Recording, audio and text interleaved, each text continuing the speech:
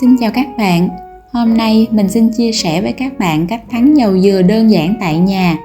Dầu dừa có rất nhiều lợi ích đối với sức khỏe và làm đẹp, đặc biệt đối với chị em phụ nữ chúng mình, dầu dừa được ưa chuộng sử dụng bởi sự an toàn và lành tính. Dầu dừa nguyên chất giúp làm đẹp da, giảm nếp nhăn, ngừa lão hóa, dưỡng tóc, dưỡng mi và còn rất nhiều những công dụng tuyệt vời khác. Thắng dầu dừa tại nhà để sử dụng là cách để tiết kiệm chi phí và đảm bảo chất lượng. Nào các bạn hãy cùng mình vào bếp để chúng ta cùng nhau thắng dầu dừa nhé. Ở đây mình có là một trái dừa. Thỉnh thoảng mình dùng dầu dừa để dưỡng da nên mình cần một số lượng ít, khi nào hết mình sẽ thắng nữa. Bạn nào cần một cái lượng dầu dừa nhiều thì các bạn sẽ sử dụng 4-5 trái dừa hoặc là 1 kg cùi dừa đã được nạo sẵn, bởi vì mỗi lần mình thắng sẽ tốn nhiều thời gian. Dừa mình đã lột vỏ bên ngoài, bây giờ mình dùng dao mình cạo sạch cái phần xơ dừa. Mình cạo sạch cái phần xơ dừa này để khi một hồi mình nạo, cái phần xơ dừa này nó không có bị rớt vào cái phần cơm dừa. Sau khi mà đã cạo sạch cái phần xơ dừa thì mình sẽ dùng dao mình cắt bỏ đi cái phần mọng này. Dừa mà càng già thì cái phần mọng này nó càng lên cao. Mình sẽ đem dừa này mình đi rửa với nước lạnh để cho nó sạch cái phần xơ dừa nha. Bây giờ mình sẽ đi đập trái dừa này ra, nhưng mà trước khi đập các bạn để ý nè, trái dừa nó sẽ có 3 mắt. Trong đó nó có 2 mắt nằm đối diện nhau và 1 mắt nằm ngay chính giữa. Mình sẽ dùng ngón tay cái mình ấn ngay cái mắt chính giữa, sau đó mình dùng dao mình đập mạnh xuống thì trái dừa của mình nó sẽ bể ra làm đôi, nó không có bị bể bậy. Sau đó mình sẽ dùng mũi dao tách trái dừa để lấy phần nước ra. Nước dừa già này các bạn dùng để kho thịt hoặc là bỏ chứ không có uống, vì khi mình uống dừa già nó hơi the, uống không có ngon. Khi thắng dầu dừa thì các bạn sẽ lựa những trái dừa nó thật là già, cơm dày. Dừa càng già thì càng cho nhiều dầu và nó béo hơn nữa. Trái dừa này của mình chưa có già lắm, cái mọng nó còn nhỏ xíu à. Một hồi khi mà thắng xong sẽ không có thu được nhiều dầu dừa bằng dừa già. Nhưng mà thôi, mình có thì mình cứ xài đỡ đi nha. Mọng dừa này là mình nhớ hồi lúc nhỏ, mỗi lần mà mẹ đập trái dừa hay ngồi chờ để được mẹ cho mọng dừa rồi chia nhau ra ăn. Xong rồi là mình sẽ đi nạo dừa. Mình nạo từ ngoài vào trong và mình xoay đều trái dừa, tránh nạo một chỗ liên tục thì một hồi một chỗ nó còn cơm dừa, một chỗ nó đã vào phần vỏ, mình rất là khó nạo. Mình nạo mình chừa lại, mình không có nạo sâu vào cái phần vỏ đen nha, mình chỉ nạo cái phần cùi dừa trắng ở bên ngoài thôi. Mình sẽ cho cái phần cơm dừa này vào trong cái túi vải để mà mình vắt lấy nước cốt. Khi mà các bạn vắt bằng túi vải nó sẽ ra nhiều nước cốt hơn khi là các bạn vắt bằng tay không. Mình thấy cũng có một số cách là cho cái phần nước ấm vào trong cùi dừa để ngâm, sau đó cho vào cối xi sinh tố để xoay nhuyễn rồi mới vắt lấy nước. Nhưng mà mình làm theo cái cách này để cho nó đơn giản hơn nha.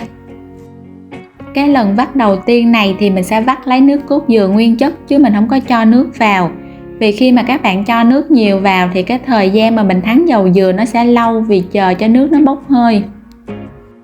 Vắt nước cốt dừa này thì hơi mỏi tay một xíu nha, vì mình phải dùng lực để mình vắt.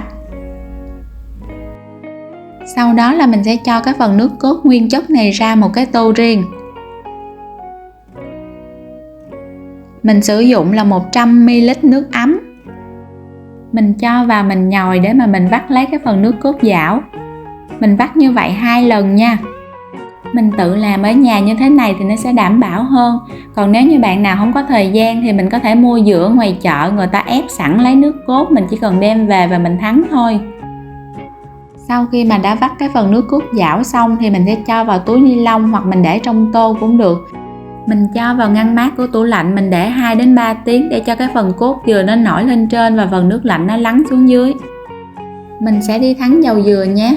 Mình sử dụng một cái chảo chống dính hoặc một cái nồi đáy dày. Mình cho cái phần nước cốt nguyên chất này vào. Phần nước cốt dảo mình để trong tủ lạnh, giờ mình lấy ra rồi nè. Mình chỉ vớt cái phần cốt dừa ở trên để mình thắng thôi. Cái phần nước phía dưới mình sẽ bỏ nha, để đỡ mất thời gian chờ nước bay hơi khi mà mình thắng dầu dừa.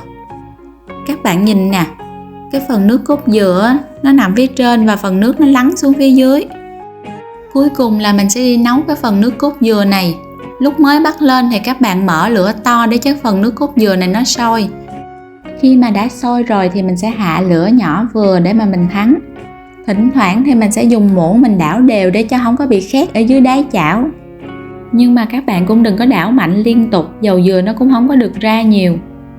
Lúc này mình thắng được khoảng 1 tiếng rồi nè, dừa nó đã bắt đầu ra dầu rồi. Các bạn thấy cái phần nước cốt dừa nó sệt lại, nó tạo thành một cái lớp bồng con. Ban đầu nó màu trắng, từ từ nó sẽ chuyển dần sang màu vàng. Còn bây giờ là mình thắng đã được khoảng 2 tiếng, lớp bồng con nó chuyển sang màu vàng nhạt. Mình thắng dầu dừa này là khoảng 2 tiếng rưỡi đến 3 tiếng. Lớp dầu nó đã nổi lên trên, còn cái lớp bồng con nó đã chuyển sang màu vàng rồi nè. Mình thắng cho cái lớp bồng con này nó vàng thôi nha, chứ mình không có thắng cho nó vàng đậm quá. Được gần khoảng 3 tiếng, cái phần dừa này nó đã ra hết dầu. Bây giờ mình sẽ tắt bếp nha. Các bạn chịu khó để lửa nhỏ vừa để mà mình thắng thì cái phần dầu dừa nó sẽ có màu trong, nó không có bị ngã vàng. Mình chuẩn bị một cái rổ lược và mình cho thêm một cái lớp vải lược lên trên nữa.